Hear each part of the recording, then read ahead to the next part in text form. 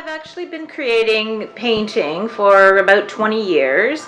I started with a few watercolors, fruit, grapes. I love doing grapes and leaves and things like that, botanicals. And then I ventured into acrylic paints and I went abstract actually.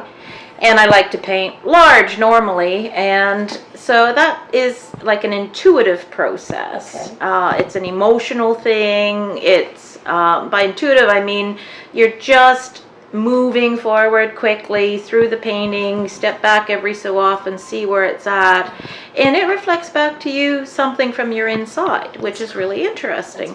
And if you don't particularly like it at that point, you keep going. I rarely have a plan for an abstract painting. More recently, say in the past year, I ventured into a few other things, slightly more realistic or semi-abstract, florals, landscapes. This painting, wow. Out of my head, I have an affinity to Japan and Buddhism, and and Japanese gardens. So I just wanted to do something different, and that's what this one is. Cool. I love the colors. It's called Inner Recall because somehow I feel like perhaps in a past life that was me.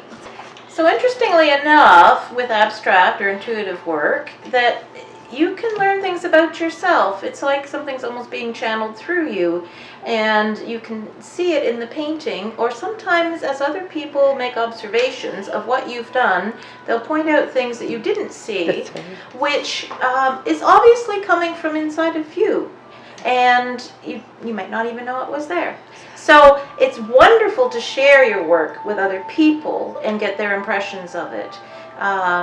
It isn't necessarily painted with a specific goal in mind, so you shouldn't feel like you need to figure it out, just experience it.